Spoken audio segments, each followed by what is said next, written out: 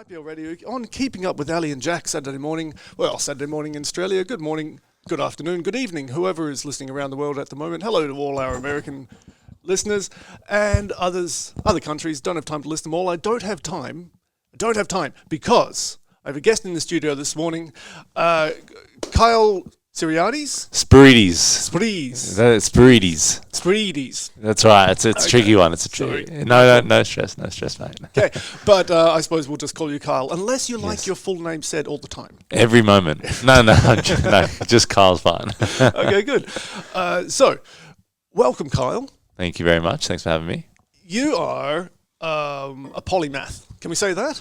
Okay, yeah, sure. If you want to explain it further for my simple mind over here. Excellent. Right. Well, what I mean is you've got a lot of hands in a lot of pies, and all these pies that you've baked yourself. You are quite the self-made guy. You're all over the place. You have so many things going on. I don't think you could count them on both hands. Yeah. And it seems like it's been quite a rocket ship of a ride.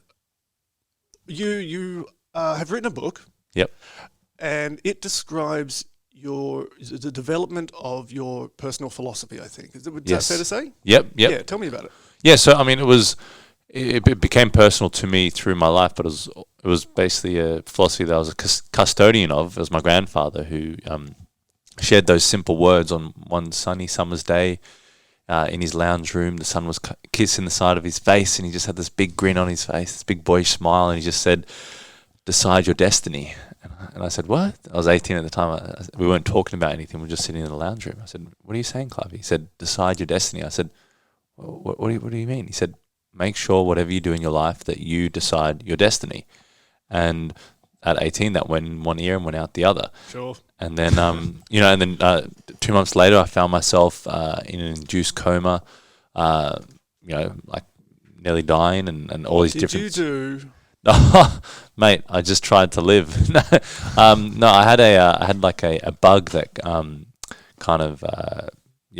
was taking out like a major organ in my body. So I had Yikes. I got sick over the course of a week, and then I eventually found myself in that sort of situation. And so that kind of philosophy or that message didn't really ring back into my ears until nearly a decade later. And then when it started to ring back into my ears, I started to develop it more and work out, what it meant and how you can decide your destiny. And that's where the daily videos, in 2021 came out and all those sorts of things. And the books, everything kind of grew out of that. So, which is different from the photography career that I've had for 6 years, So Right, yeah, you've started your own business. It's soul-gazing photography, is that right? Yes, yeah. And again, you've not narrowed yourself in the field that you want to work within. You do corporate stuff and you do weddings, and I gather that you do your own little personal projects. You've got some passion projects, as well as documenting. You've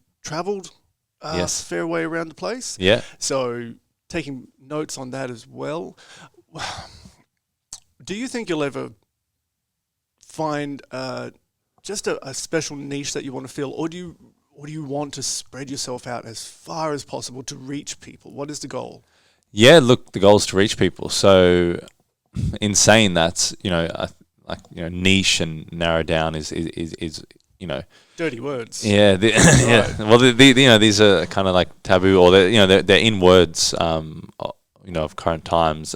I probably did narrow my focus about 5 years ago on business, and whilst I was doing weddings, whilst I was doing all sorts, it was really focusing on business, but business photography for websites, for branding, and also because I was running my own business, I was really interested in business owners and their story and how they developed it and how they came about it and their struggles, their ups and downs, and how they've succeeded and what they've learned along the way. So I just found working with business owners really inspired me, and it was really a space that I enjoyed to be in. But then again, that's an umbrella. So when people want to niche down, look, it works for some people. If you're trying to market, you want to, I guess, have a target market. Who are the people that we're gonna, if you want to bring the budget down of your marketing and advertising efforts. Yeah, you got to find your demo and work to play to it. Yeah. Yeah. Otherwise, you're going to find yourself lost among a sea of competitors, all doing something maybe a little more. Well, the focus can bring more success. So, Yeah. have you found your audience? Yeah, so and it's a great topic that you're bringing up, because it's something that I kind of go back and forth. Like the professional word is find your niche, find your target, find your group. Yeah.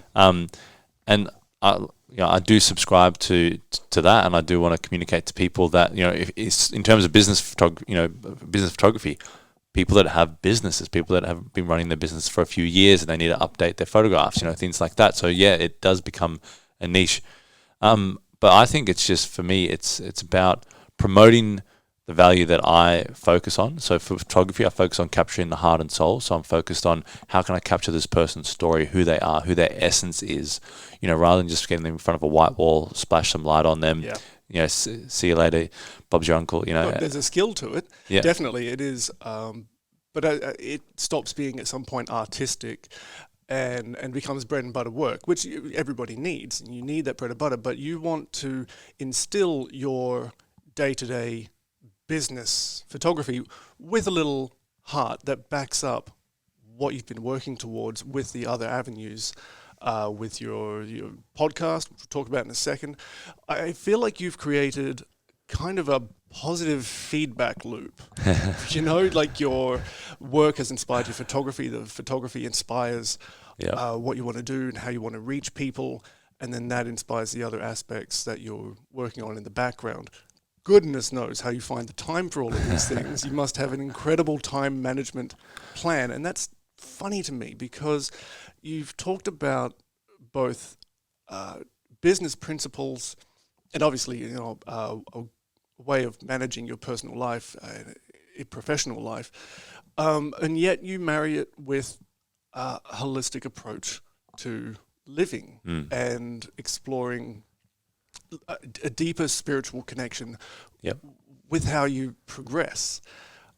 It's a strange marriage. How do you manage to keep both things alive? Yeah, so I had a podcast. A person had a podcast recently, and they were looking at interviewing me, and they're like, "Oh, you got an interesting feel about you, like a spiritual business owner, or like a spiritual, like this sort of mix." And people have found it hard to put a finger on me, and I think I probably had found it hard to put a finger on myself. I'm just this thing that's showing up, and I think for me, I had a lot of experiences when I was really young, near-death experiences. I had multiple near-death experiences. I had things, or how I thought life was to be ripped out and of my life. So I had a very, you say like I'm blasting off in all areas, or I'm really like going for it. My life was like that at a very young age, so it was very much a roller coaster, and it was shooting off in all areas. But I'm not wanting to do a roller coaster anymore. I'm wanting to ascend in the directions that I think that are important. And for me, I might seem like I'm doing lots of things, but as long as it comes back to heart and soul essence, with the Decide Your Destiny book, with that movement, and with the photography, I'm trying to extract the humanity in people, and it's the same thing when I've got someone in front of me. I'm trying to extract the humanity in them. In that book, I'm prompting the person. It's provocative. I'm trying to get them to pull out their true essence. And I feel like we can connect at a lot deeper level and a lot better level if we're focusing on that. And in terms of time management, I don't spend a lot of time criticizing, judging, reading who hates who and who dislikes who and who's the worst who. I don't spend a lot of time on those sorts of things. So I'm really scrolling is a time sink. It you is. got to ignore a certain amount of it, don't you? And it's hard, like the way those algorithms work. Like you just you look next minute, you're down, 40 scrolls. But I think for me, I learned early on, and I had a chance also to hold my grandfather's hand as he passed away. So I guess I got to see, the other side in a way. I got to see what the end of the line looks like. The transition. And so a lot of that fear that comes from that, a lot of that concern and worry, I guess, was washed away, and really focusing on the fact that if I am a spiritual being, and I am I've got a soul within me, then that can't be defeated. That's going to show up, and that's going to continue on. And what character I develop in my heart, in the things that I do, in what I bring forth on this planet at this time of my existence is so important to that soul. And then looking after that soul is the most important thing going forward.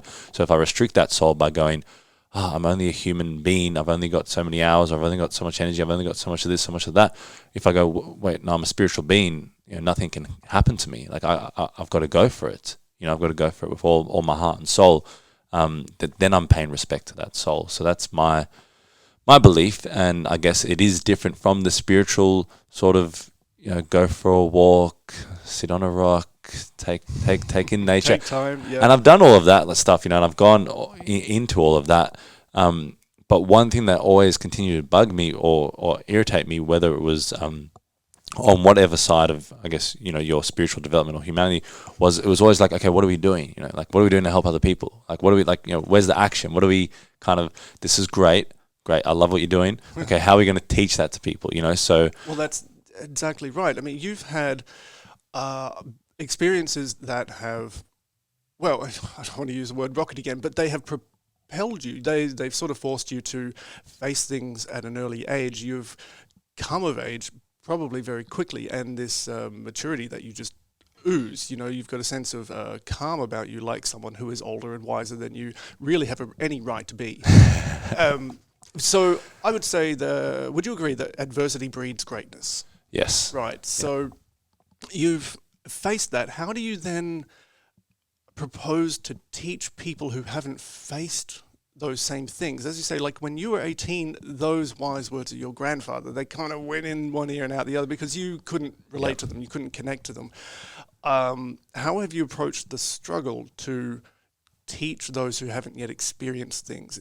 Yeah, so definitely. So there's going to be times where life challenges you, and there's going to be times where you have to challenge yourself, and I guess that's the difference, because whether or not you challenge yourself, life will challenge you at some point. So it's kind of like, getting yourself fit, getting yourself ready, getting yourself prepared for markets to change, for economics to change, for different things in the world to change.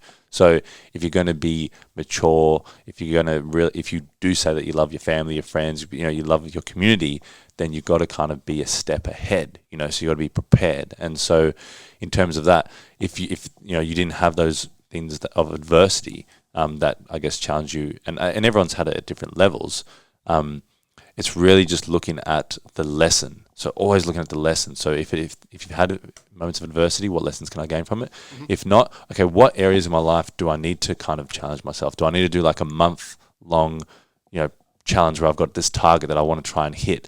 And if I hit this target, I get this reward. If I don't hit this target, then I kind of have to reevaluate, but ways to put yourself out of your comfort zone. And which is very hard. We live in like the most comfortable time of our lives. Oh, yeah. It's super comfy. Take a look at just it's one big beanbag.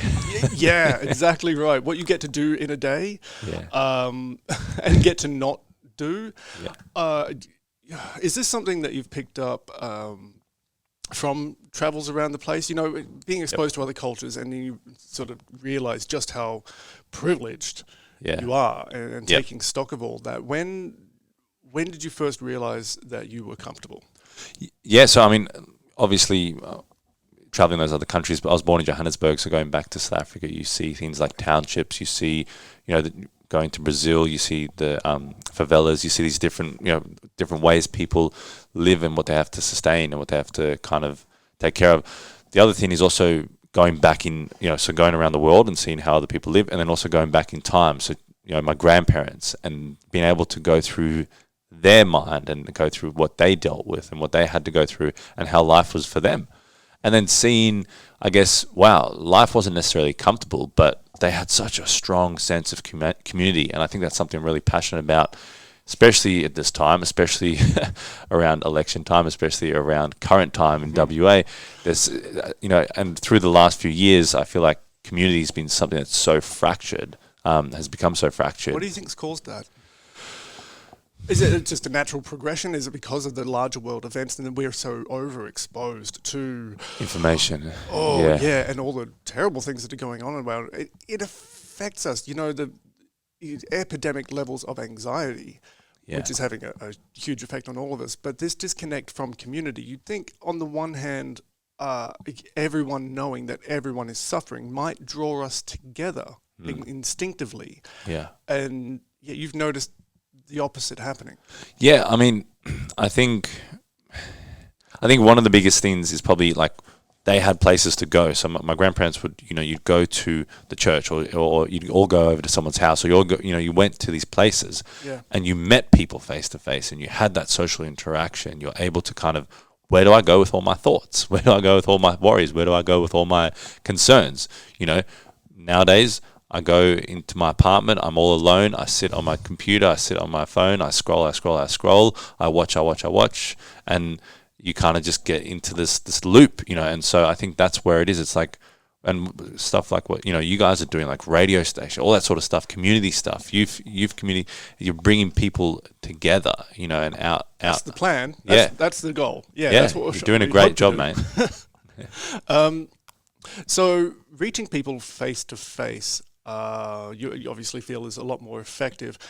Now you've done the first bit. You've managed to get all your thoughts down in one place, and so you're expanding on that. You're doing the daily videos, which is a challenge you've set yourself. You've recently given yourself the challenge of uploading to Snapchat. You're trying to get on board with that. Yeah, I applaud your bravery. I haven't yet made the leap. I can't.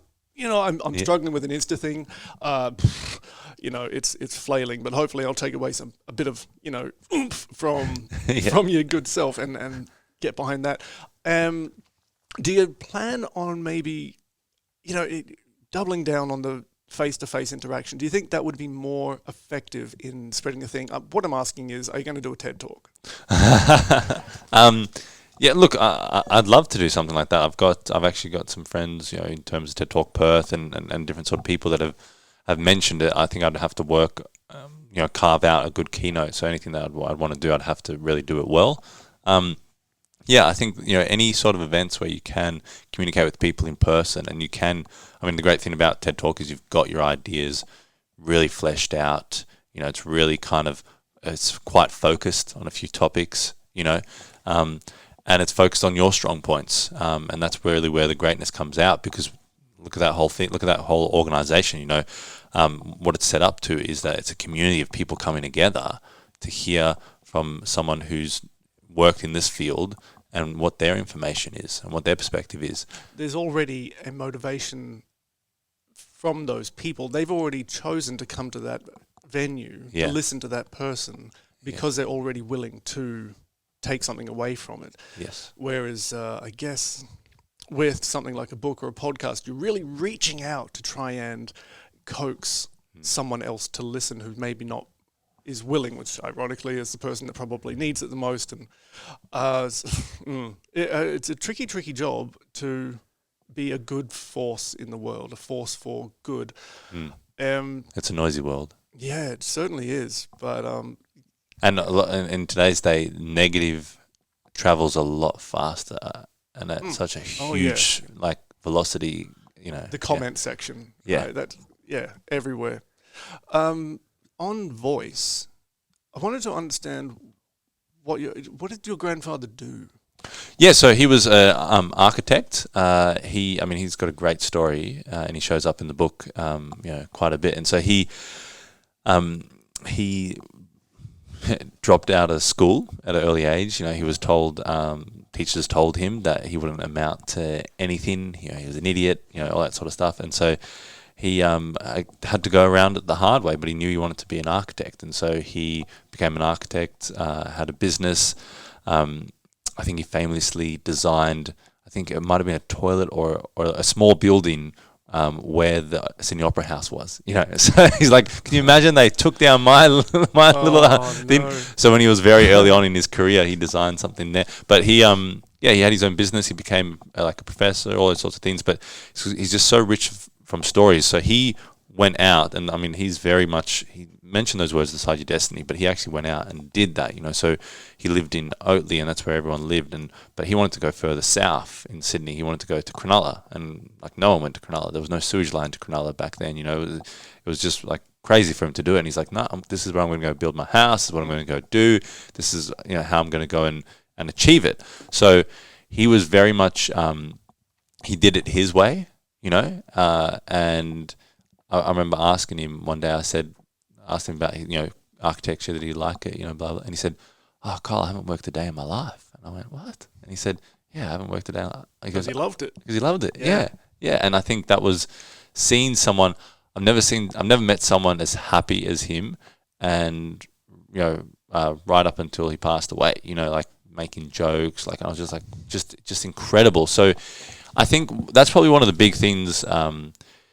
Why it's important to do radio, podcast, to get out there and video, because if you're showing an example of what someone can be, so he was showing just by being himself, hey, you can be happy all the way up onto your deathbed, as you're wasting away. It's like, wow, that's ridiculous. I never would have thought that you could be like that. But if what you can reflect on having done in your life as positive without regret. I think you mentioned regret a fair bit in your little manifesto on the website for your photography business. Yeah.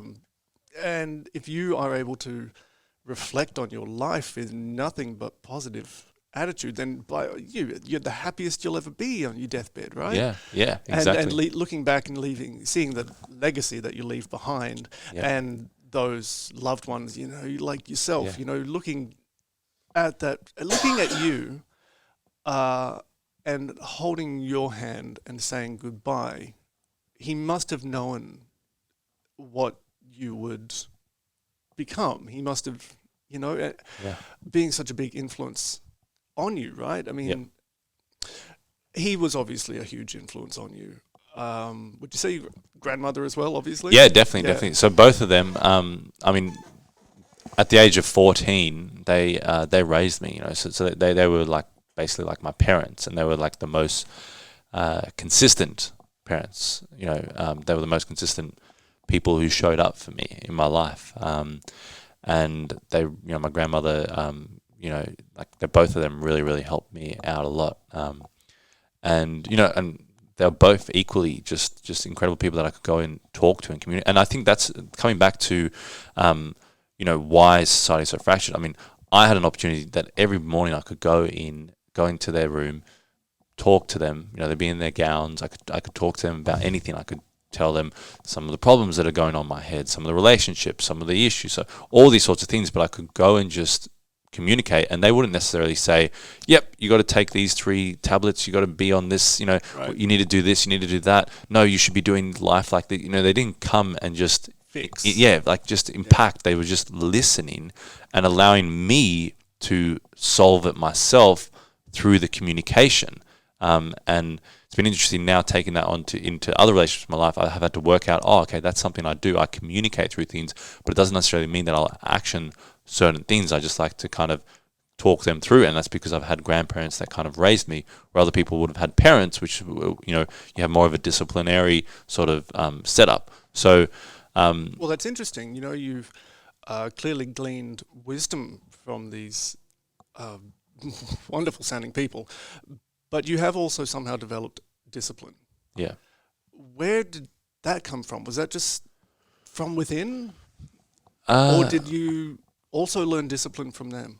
I think I learned discipline probably through observation. I mean, my grandfather, his biggest thing was observation. He was always observing the environment. I think that's probably why he lived so happy, because he was very self-aware. He was observing himself. He was observing the environment. Kind of like his soul would go up into the roof and he'd be able to observe everything. And be aware and attuned to his environment. Not rushing into the house filled with like anxiety thoughts, or like, I've got to do, rushing in and out. He was very present, with what he was doing. But for me, probably that discipline, it's interesting. I've never thought of answering it like this, but it probably showed up when I was in hospital, because I went through that induced coma, but then I had a 6-week period, at 18 that I was in hospital, and my stepfather came over from Ireland, and he got me on this alkaline diet, and this kind of salad alkaline diet, just to change the ecosystem, change the environment. To basically drive the bug out by starving it from any sustenance. And so that was very intense straight away, like into hospital, and then I've got to be on this program, and there was multiple different things in that program, but every day I was getting up and fighting for my life. I'm picturing something like a cocoon metamorphosis sort of process, something very stressful on multiple fronts, and you are confined and yet forced to, through that, you transform and you come out the other end a butterfly, right? Yeah. Did it feel like that? I mean, that's a lovely movie trailer. Like, that's a lovely, like, like a little snippet. But, Maybe not that clean. Not that clean cut, No. but I think there were things that I learned, and then when I went back to my friends, and then they were still partying and drinking, or when I went to this environment, I just kind of didn't align with those sorts of things anymore, because I developed this strong discipline and strong caretaking of the physical body that my spirit embodies. Did you find it difficult to? I mean, your instinct might have been to then bring those people on board. You think, I can see a better way of living. I can see that they're going to maybe regret some of these things, or it's not helping them right now. It's living for the moment, yes, but it's also instant gratification, which in the long run, no. So was your instinct to try and drag your friends up to where you were? So yeah, I actually, that was my instinct, and then I mean it's a fast way to lose friends in another setting. But I think one of the greatest ways is to lead by example, and then them come to you and go, "Hey, what are you doing differently? Or how do you seem to be? You try these 3 things and they seem to succeed. Like, can you show me how that works? A bit more hands off. You can't control people, and I think that's what you're saying. That you got from your grandfather, they would just listen. Yeah. They wouldn't try and control your life. No. And so lead by example. And it seems to work, because we're curious beings, and we kind of like go, oh, you've got a key for that door of life, how did you find that key? Because I've been looking with my torch over here, I haven't been able to find that key, and so you kind of you observe, and I think it's probably one of the best for listeners. It's one of the best ways to learn, because you can get caught up in the whole motion of life.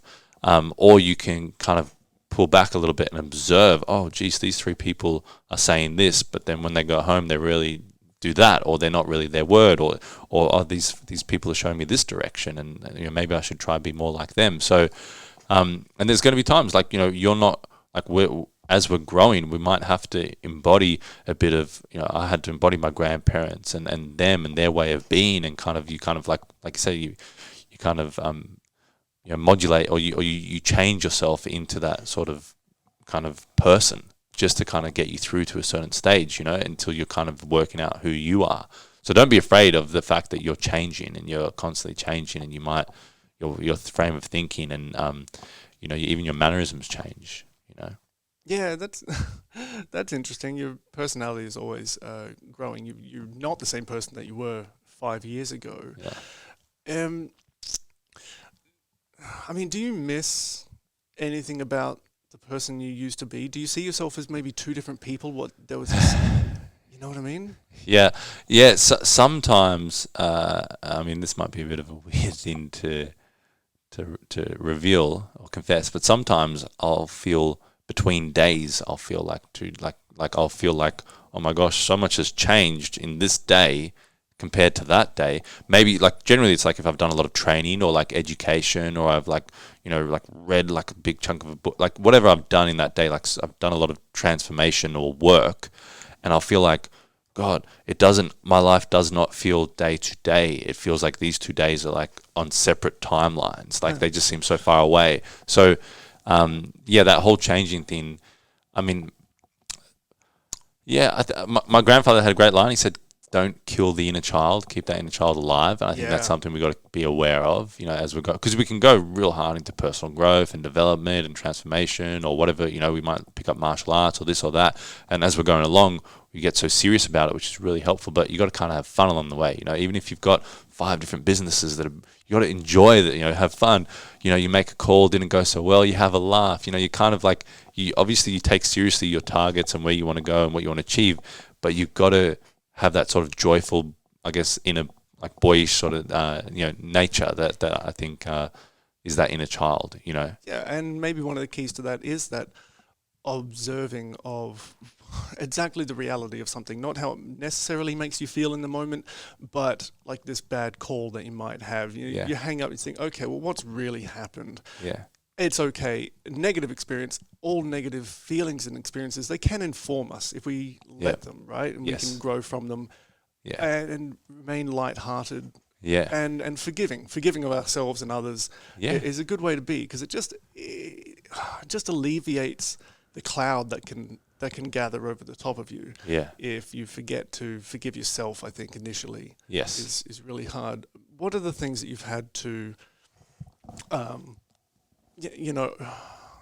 like there must be parts of you that you still want to work on. What are they? Yeah, definitely. So, I mean, just to kind of, I guess, finish off like what you're saying there, it's like, I think I look at it like there's two forms, you're either hating or you're creating, and you've got to kind of look at it that way. So if you're creating, part of creating is that experimenting and trying things and laughing along the way, like, oh my gosh, I thought I used to take good photos, but now I look at those old photos, they were horrendous, now my photos are like, so you got to have that. If you're a creator, and you have been created, I think your natural ability is to be a creator, then you got to look at that. Am I hating on something or am I creating? And you got to keep being aware of that, because if you're in the hating realm, if you're hating on people, hating on things, hating on, like there's a whole thing in today's day where people just hate humanity. Like, humans are just a spawn on, and there's so much hate there.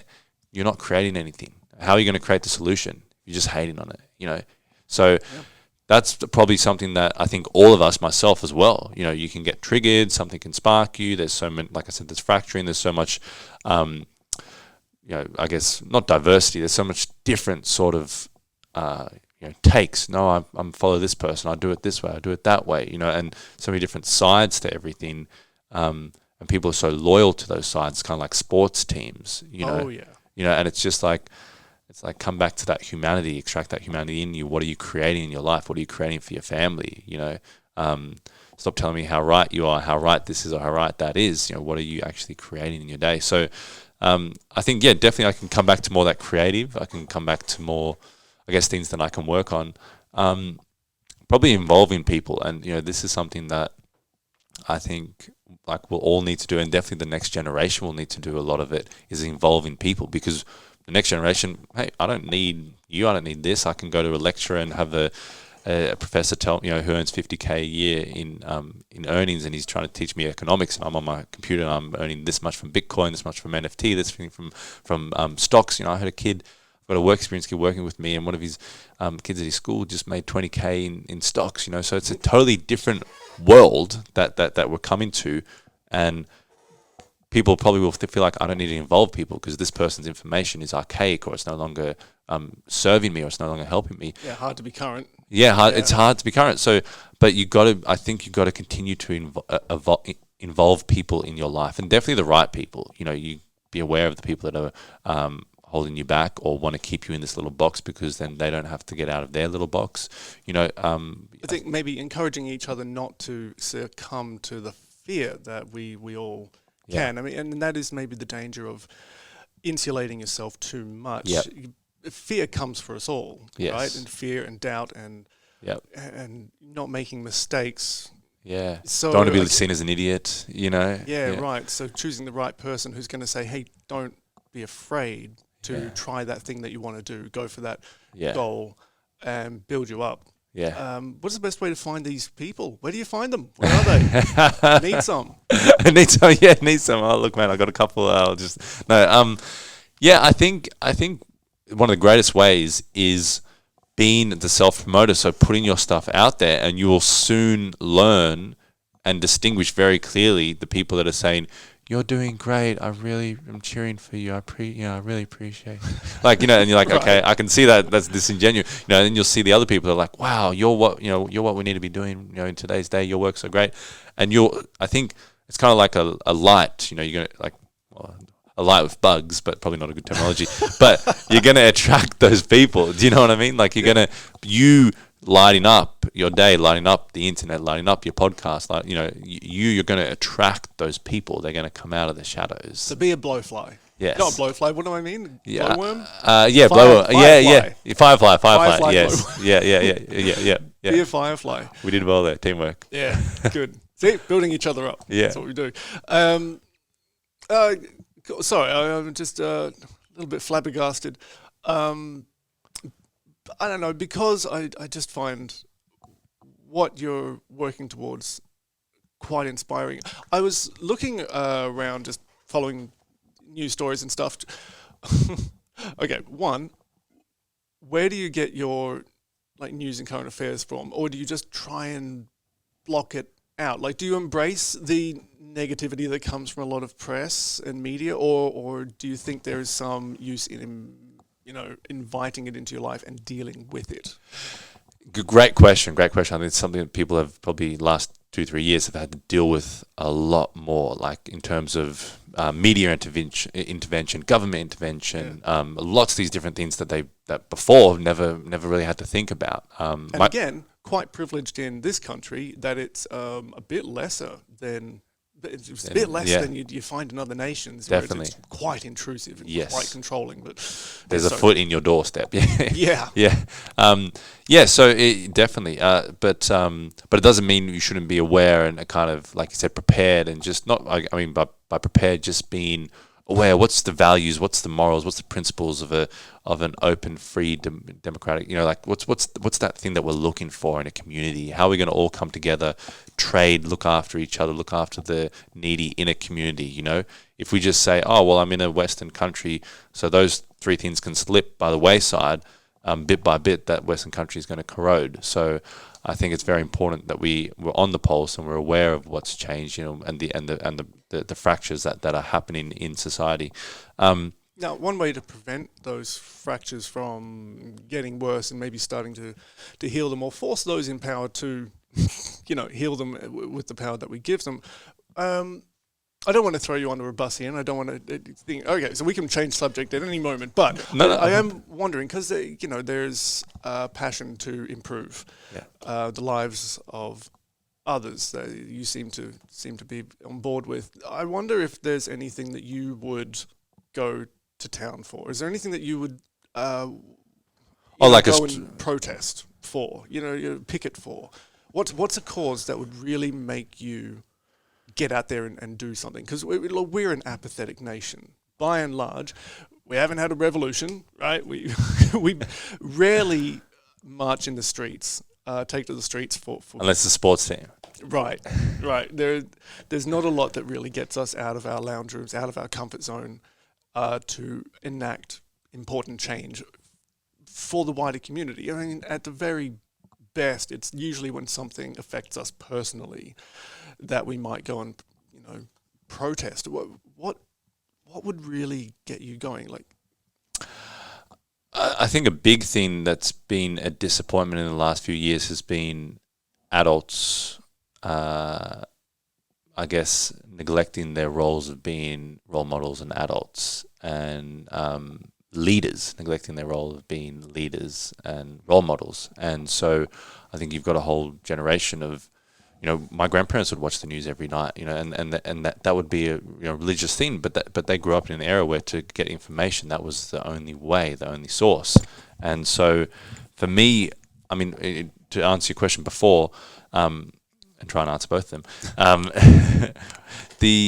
I think for someone who's consuming this information and trying to work out, what's going on with the world, is this person right, that person, in terms of information and news, if you're going to bring it into your life, you need to be detached from it to a certain point. So you can't be emotionally on a roller coaster with every different little change, because it can mess you up. Yeah. And I think a lot of it has a lot of answers to answer in terms of why the mental health of the current planet, has been so impacted. So I think,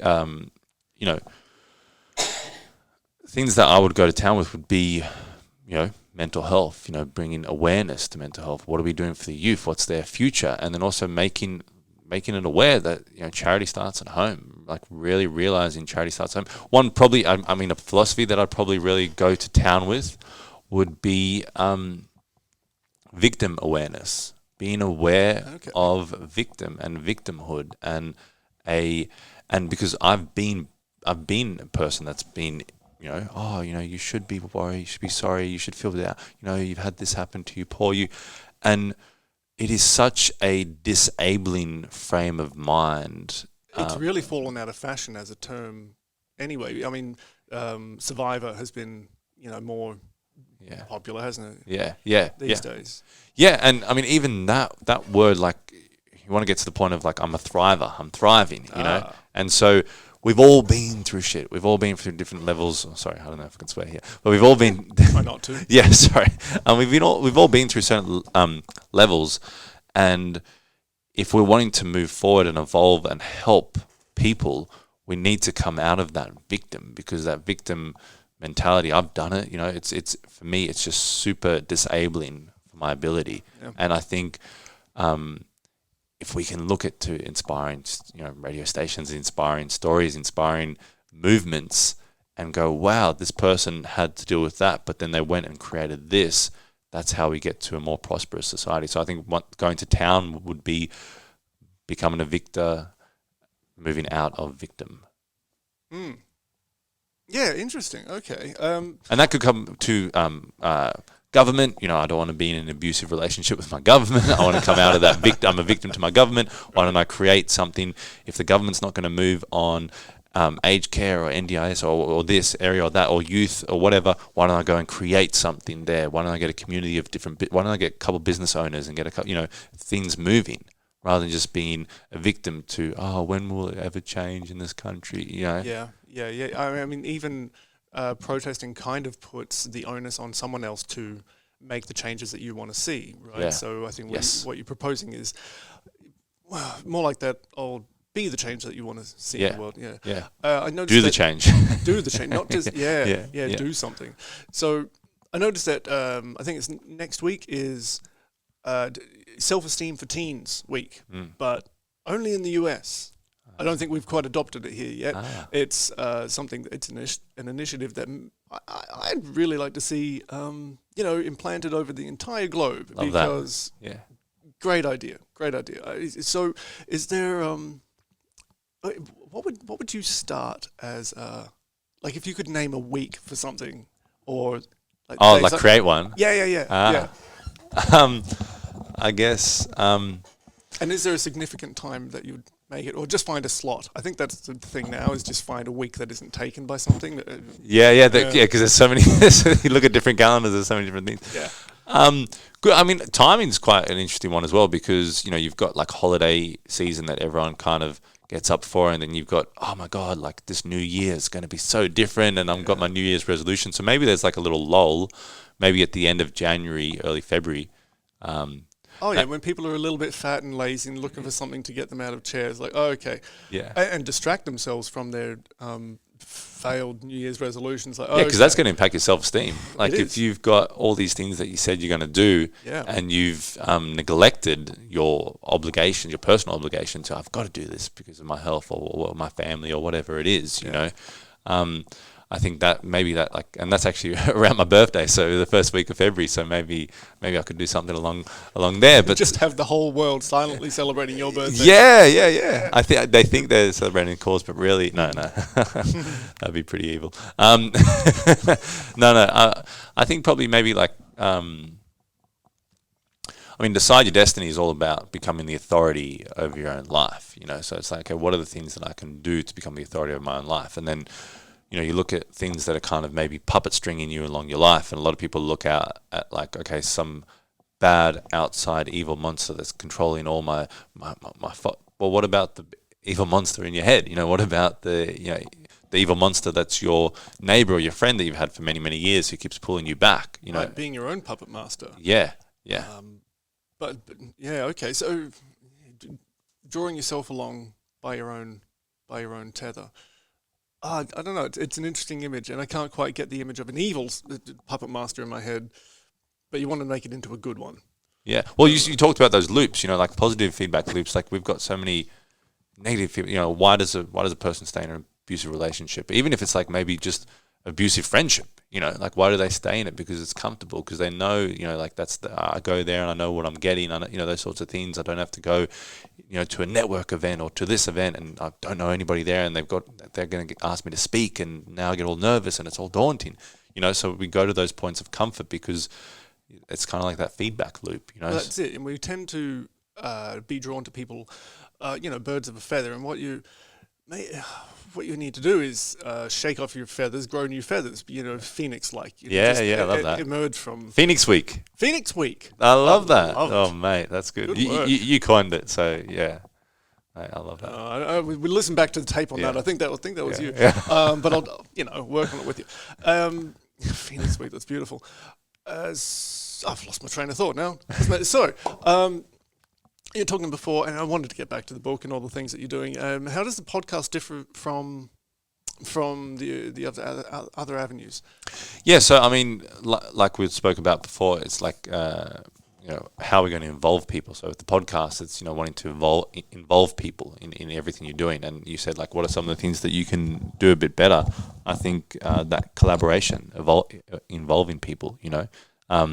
So that's where I really focus on trying to get people in who can have a conversation about how they decided their destiny. What were some of the things that they did? What are some of the takeaways for other people? So that's something that's and I do that even with the daily doses. So like a 5-minute short video, holding the camera up, chatting to the person really quickly. You're telling me everything's content. Yeah. Where'd you get that idea from? Or is who's taught you how to do these things? Well, I mean, probably just being a photographer and you're capturing photos of people and you're realizing this person spent 3 hours on getting the makeup, getting themselves together. They're all flustered, and you're there as more of their emotional coach for most of the photo shoot. Yeah. And then you're doing a couple photos and realizing like, wow, like, how much effort goes into that, and starting to notice there's so many different little stories being a photographer.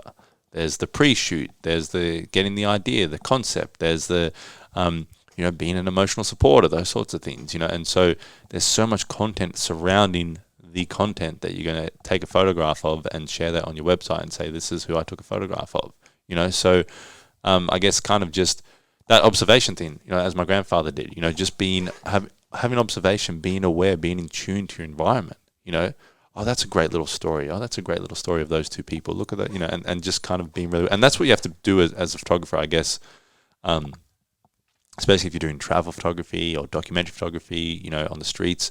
And if you're wanting to interact with people, you become very attuned and connected to people. So that's, I guess, where the content comes from. I'd like to know, talking about the podcast, I'd like to know who your dream guest is. Is it someone that already has influenced you and inspired you, or is it someone else that you just find intoxicatingly interesting? Like who would you love to have on? Oh man, there's definitely a list, and now I'm just shot for a name, but someone who's really on the spot thing. Yeah. Damn, what's his name? Yeah. So like, there's people in terms of like personal growth, business, that sort of genre. I don't know why. I've got the vision of the face. That's the photography thing. I've got the vision of the face, but I just can't remember the name. But a person who he talks about heart conscious, and he's a spiritual guy. He was a chiropractor. He had like back injury, and then he like healed himself through his mind. Oh wow. God. Yeah, I've come across Disposer. people. Joe Dispenza. Right. Yes. Yeah. So he'd be very interesting, I think, to communicate to, because he's done it all without the physical. Hey, this is card A. I put card A on top of card B, and then my spine was fixed. He's done it all through the power of his body, and then now he's brought in the science element of, okay, for me to actually communicate this to people, I need to show, hey, this is your frequency, this is your heart frequency, this is how much the energy goes out, those sorts of things. So yeah, he's someone that would be very interesting to ask some questions. Yeah. Try and detangle some of the anarchy that our body, like, there is some wackiness that goes on in our brains and our bodies that we do not fully understand yet, and those people who have managed to unlock our seemingly hidden ability that were just fascinating to understand. Sajaguru is another one who he shared something about. He would have many showers. He had a video. He'd have many showers because it would be spiritual cleaning, and it was kind of like, I was like, wow, that's interesting. There's been times where you've gone and spent some time with someone, and you feel like an ickiness on you, like not a physical ickiness, and you're like, whoa, what? And the shower is like a part of like, you know, you're spiritually cleansing your kind of your aura, your environment, you know. Sometimes we need a symbol of something to make it real for us, even though it's intangible in nature. Yeah. We need something. Some conscious effort to kind of, and he said he would like have multiple showers every day because he just would want to be cleaning his aura, you know. And I was like, well, that's really interesting. Yeah, I know about cleaning my armpits, but, you know, like this is something else. So, yeah, people that are kind of, I guess, causing me to think in a different way, and people that are challenging me to think in different ways. Maybe people that I don't agree with. You know, I think that's something that's very important. Like, it's okay to communicate with people you don't agree with. It's okay to, I mean, how the hell do you think you're going to think about something else, or, you know, develop a certain concept? You know, someone might look at my business and go, "You're doing these things right, but you're not doing that right." I don't agree with you. Well, I'm not going to evolve. I'm not going to change anything. That's right. No, you need to be challenged, and then how else are you going to form new opinions or reinforce the ones that you already have? It's very, very important. So. Good. What about the photography then? So, do you have an artistic muse? Is there someone that really? So yeah, it's probably been a litany, and like I grew up in that, you know, 93 baby. So I had a Nokia phone that had snakes on it when I was, you know, in high school, and so I didn't really get that way. I kind of just missed that, and it seems like two different alien species, you know, the 2000s kids that are technologically attuned, and then infinite photos, and are aware, and then me, like, I've had to learn that from, you know, my younger brother, how much he knows compared to what I know of the digital world. So when I started to get curious about photography and find things, I just started to have all these digital mentors that just, you know, some multiple photographers that I watched. In terms of one, I mean, my uncle was a great inspiration. He's a professional photographer over in Sydney, and I was able to get onto like some sets with him. You know, he was shooting the Qantas Wallabies and Combat NRMA, and just seeing how the whole advertising world works. You know, NRMA send, you know, 5 people that are kind of, you know, running the show and making sure the photo shoot's going in the right direction. So there's a lot going on in the background that you don't see, because the final frame is, you know, usually a picture of just quiet and sentimentality, or if you're doing a wedding, you know, there's calm usually. But behind the scenes, there's people running around, there's lights, there's cables, there's calm and chaos. Right. Yeah. Do you thrive in that sort of chaos? Yeah, it's interesting you say that. I had a friend of mine who she was talking about. She said that maybe my nervous system, because of the things that I've been through in my younger years, is more attuned to chaos. And because I was talking about some kind of like the last few years, I feel like I've been thriving, or I feel like I've been heeding the call. And the years before that, I was plateauing. I was getting a little bit of success, you know, and there's nothing as dangerous as a bit of success, because then you just start, this is comfortable. That. Yeah, you know, people saying, you're doing that all right. Okay, sweet. You know, but then when the kind of, you know, 2020 and when the whole thing kind of gets turned up a notch, you know, it seemed to just spark something in me. And she was saying that, maybe my nervous system is more attuned to chaos and moments of chaos. So I seem to do in my circle of friends, in my group of family and friends, I seem to be very calm or very inspired in moments of chaos. That's great. With your friends, I mean, I don't know, you talked about it's a great way to lose friends, the way you came out of that particular circumstance and had a different outlook on life. Did you need to re-find your tribe? Yeah, so I mean, at that time, I also had a cardiologist that said something very interesting. He said, you'll find that you're going to be years ahead of your friends. I said, what do you mean? Like, you know, this one's studying this one's like that, this one's really intelligent, he's going there, he's doing this he's like, no, like your human experience is going to be years ahead of them. Like, you might not be able to relate, so don't be shocked if you're not able to connect in the same way as you were. And I definitely found that, you know, which then again causes you to be quite isolated and things like that. Mm-hmm.